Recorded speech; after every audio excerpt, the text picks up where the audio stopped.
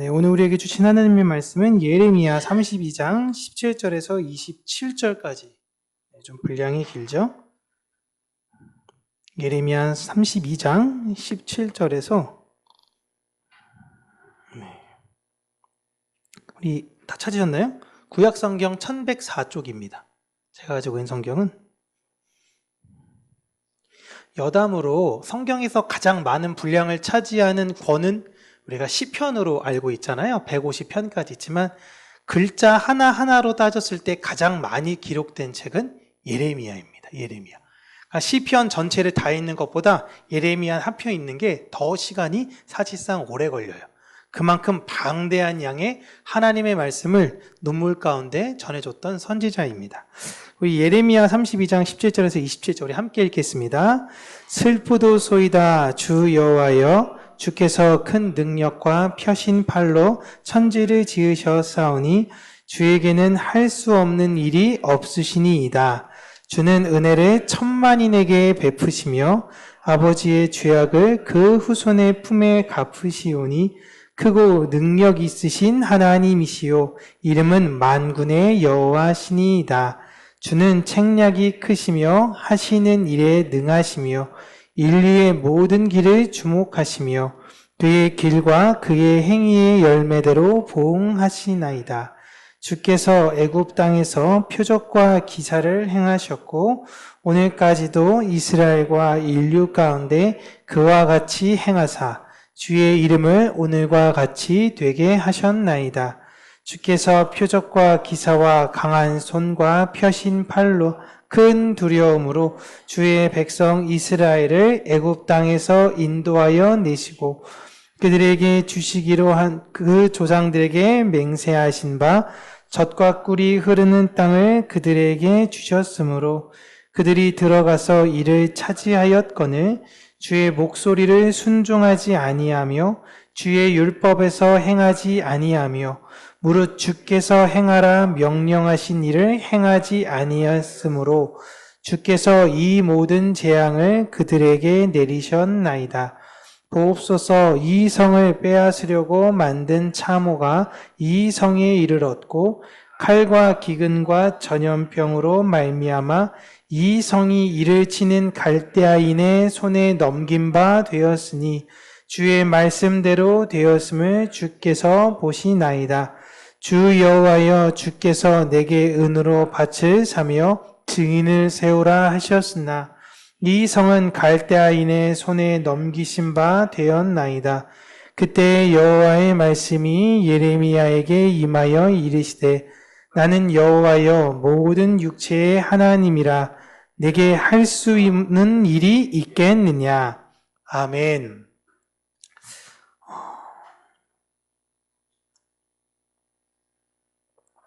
오늘은 전능하신 하나님이라는 제목으로 우리 오후 예배를 우리 사랑하는 성도님들과 함께 하나님의 말씀을 나누도록 하겠습니다. 우리 전능하신 하나님이 어떤 분이신가라는 걸 설명하기에 앞서 오늘 본문에 나온 예레미야는 어떠한 사람이었는가라고 보면 하나님의 선지자죠. 하나님의 선지자로서 다른 사람들과는 좀 다르게 너무 슬픈 신탁을 받게 됩니다. 바로 남유다가 그들의 죄악으로 인해서 망하게 될 것을 신탁으로 받아 하나님 백성들에게 그것을 전해야 하는 사명을 받았던 사람이에요. 왜 예레미야가 하나님께 하나님 왜 그 방법밖에 없겠습니까? 라는 말을 안 했을까요? 수없이 되뇌이고 다른 말을 전하면 안 되나요? 다른 말을 제가 이 사람들에게 이야기하면 안 될까요? 너무 절망적인 이야기인데 그 이야기를 하나님 어찌하여 저더러 전하라 하십니까? 네, 그 말씀에 있어서 다른 동료 선지자들이 함께 힘을 합쳐서 말씀을 전하면 좋겠는데 자기 빼고는 다 그 말씀을 안 전하는 거예요. 그래서 당시에는 예레미야가 거짓 선지자였고 다른 사람들이 다 참된 선지자였습니다. 너무 힘든 생활을 보냈던 사람인 것이었죠.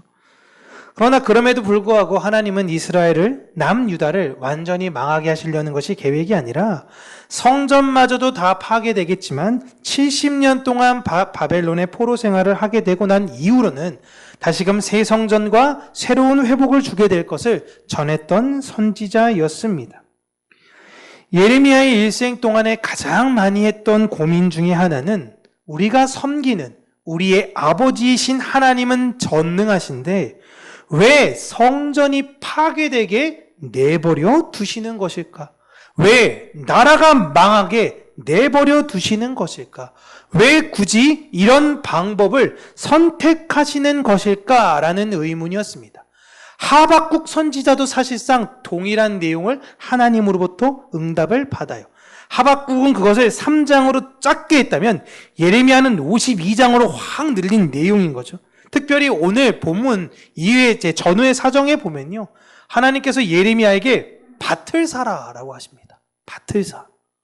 자기가 지금 무슨 메시지를 전하고 있어요? 항복하십시오. 바벨론에게 항복하십시오. 우린 다 망합니다. 근데 선지자가 밭을 사요. 그럼 여러분 무슨 생각을 하실 것 같아요? 하나님 나라가 곧 옵니다. 하나님 나라를 기다리시다. 야, 윤바울 목사님 건물 샀대. 이게 뭐야? 괜찮아요? 이상하지 않겠습니까? 예레미야가 그러잖아요. 아니 이게 그리고 나라가 망하면 하나님 내 밭은 어떻게 돼요? 그럼 내 밭은 누가 가져갑니까? 에? 다른 사람이 가져갈 거 아니에요. 나중에 죄송한데 이게 원래 제 땅이었어요. 문서가 이렇게 그게 무슨 의미가 있습니까? 휴지가 되는데 나라가 없어졌는데 보증할 수 있는 나라가 없는데 여러 가지 이런 해괴망측한 것들을 많이 예레미야가 경험한 사람입니다. 예레미야가 생각할 때는요, 하나님의 백성 중에 잘못한 사람이 있다면 그 사람만 혼내는 게 공이다, 올바른 것이다, 이 사람만 하나님께 혼내는 게 옳은 것 같다라고 생각을 했었어요. 그런데 하나님의 방식은 놀랍게도 하나님의 백성이 잘못한 것을 이방인들을 통해서 징계하시겠다라고 하시는 겁니다. 이건 아닌 것 같은데. 하나님이 직접 우리를 훈계하셔야 될 것 같은데 왜 저 할례 받지 못한 사람들을 통해서 우리에게 이런 모욕과 수치를 겪게 하십니까? 하나님, 우리가 하나님한테 혼나는 건 괜찮은데요, 하나님 믿지 않는 사람들이 나를 가리켜 네가 예수 믿는 사람이냐? 라는 소리는 안 듣게 해주셔야죠. 그건 아닌 거잖아요. 그런데 그렇게 하시겠다라는 겁니다. 너 하나님 모르는 자들에게 모욕과 수치를 겪을 거야. 네가 그러고도 교회 다녀? 네가 그러고도 예수님 믿어? 네가 그러고도 신자야? 이런 소리를 듣게 하시겠다라는 거예요. 왜요? 내가 하나님의 뜻대로 제대로 하지 않기 때문에. 사사기를 보시면요, 이스라엘 백성들이 범죄합니다. 그러면 하나님께서는 어김없이 다른 나라, 이웃 나라를 들어서 이스라엘을 치셨어요. 그렇게 가르쳐 주셨어요. 북이스라엘도 결국엔 망하게 된 건 아수르에 의해서 망하게 됐고 남유다도 바벨론에 의해서 망하게 되었습니다. 여러분, 예수님이 누구에 의해서 죽임을 당하셨죠? 로마인, 이방인에 의해서 죽임을 당하셨습니다.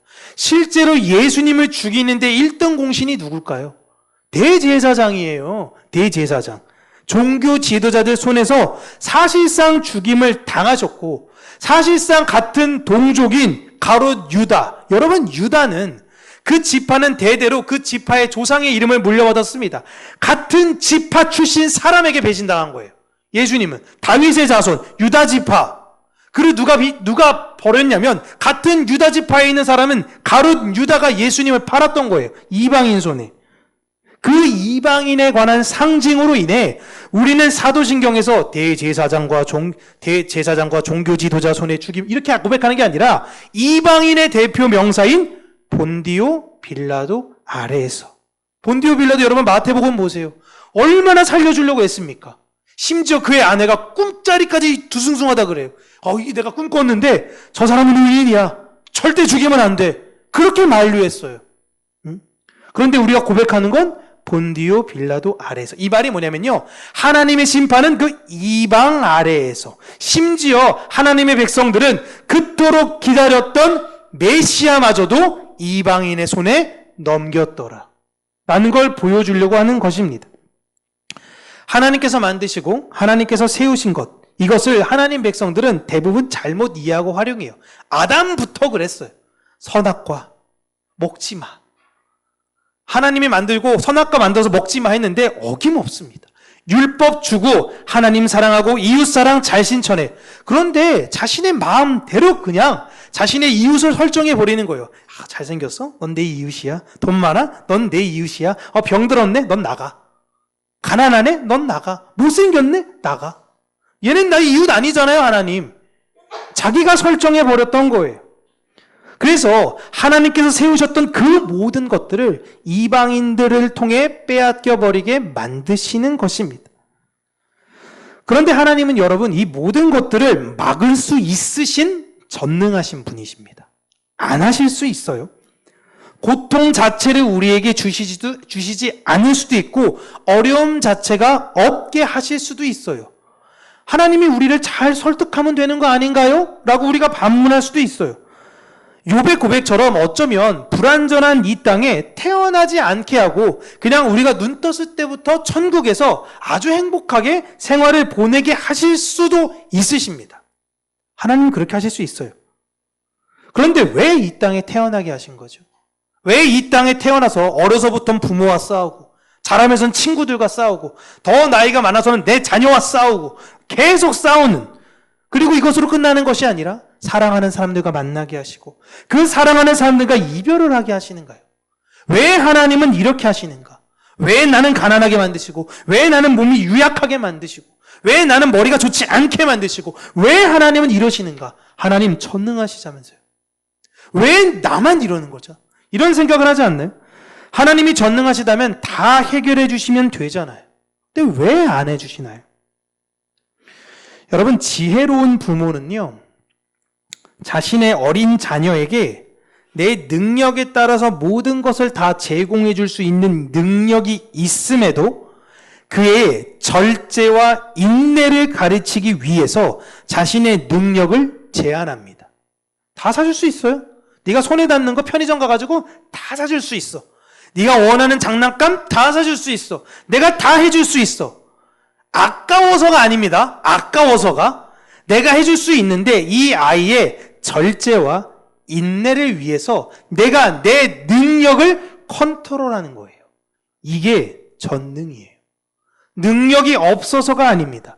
자녀를 사랑하기 때문에 그가 올바른 길로 스스로 갈 수 있게끔 내가 있어서 가는 게 아니라 너 스스로 무엇이 인내고 무엇이 절제고 무엇을 판단하면서 살아가야 되는지를 가르치기 위해서 지혜로운 부모는 그렇게 한다라는 것입니다. 우리 하나님은 우리를 사랑하시기 때문에 우리가 바른 길로 가기를 원하시고 그 바른 길로 가르치시는 분이십니다. 우리가 원하는 대로 다 해주는 건 자녀를 사랑하는 것이 아니라 자녀를 망치는 거예요. 재벌집 자녀 중에 너무나 확연하게 모습들이 갈리는 사람들이 있지 않습니까? 최근에 제가 어떤 재벌의 딸이, 재벌 3세인가? 어떤 여자를 한 사람을 봤는데, 어느 기업일까요? 그 3세는 끊임없이 나가서 자원봉사하고, 다른 사람들에서 구제하고, 어려운데 도와주고, 그런 거 굉장히 열심히 활동하더라고요. 어떠한 사람은 계속 그런 삶을 사는가 하면 어떤 사람은 주말만 되면 술집에 가가지고 그냥 허랑방탕한 세월을 보내고 사람들에서 우리 아빠가 누군지 알아? 우리 아버지 누군지 알아? 맨날 이야기하면서 돈 쓰는 맛에 사는 거예요. 너무너무 다르는 거예요. 두 재벌의 부모의 힘은 똑같았어요.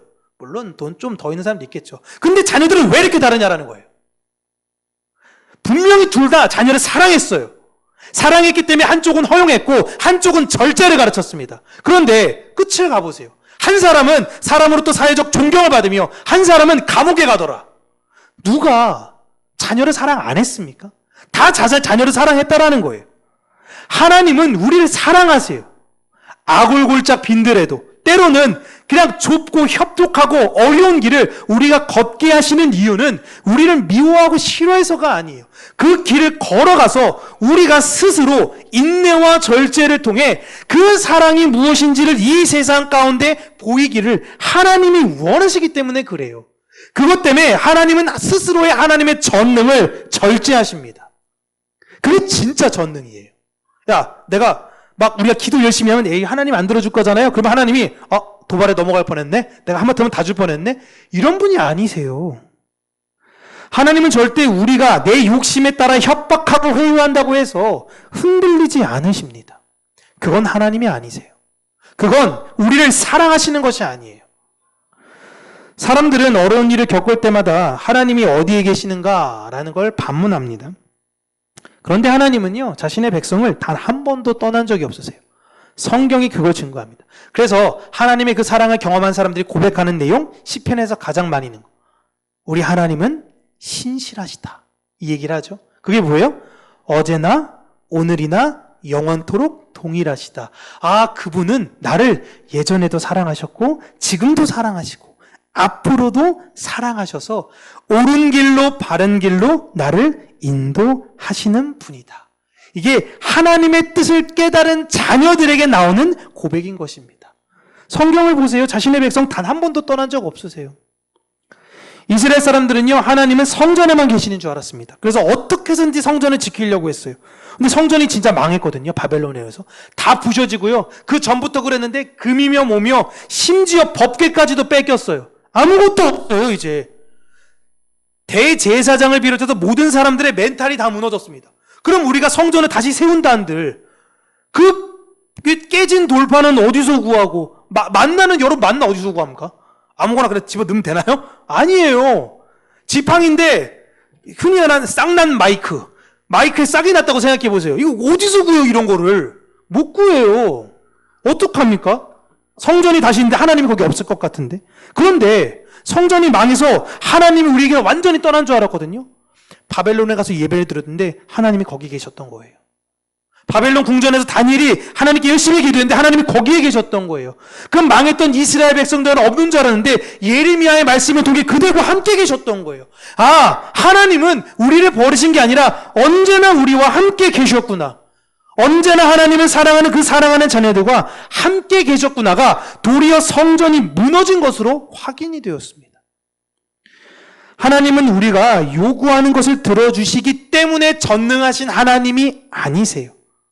우리를, 자신의 백성을 완전한 길로 인도하시는 그 길을 유일하게 아시는 힘을 가지신 전능하신 분이라는 것을 기억하는 저와 여러분들 되셨으면 좋겠습니다. 기도하겠습니다. 살아계신 하나님 아버지, 하나님의 은혜와 사랑을 우리에게 충만하게 부어주셔서 우리가 이 세상을 살 때에 내 뜻과 내 방법에 따라서 이렇게 해주면 하나님이 전능하신 분인 것 같은데 라고 오해하며 하나님을 만들며 하나님을 우리의 뜻대로 세우는 자들이 되는 것이 아니라 말씀을 보며 하나님의 뜻이 어디에 있는가 우리가 분별하게 하여 주시고 이 말씀의 뜻에 따라 우리 이웃을 사랑하며 하나님께 귀한 열매를 맺는 우리 평강교회 모든 구역들이 되어지기를 간절히 간구하고 소원합니다.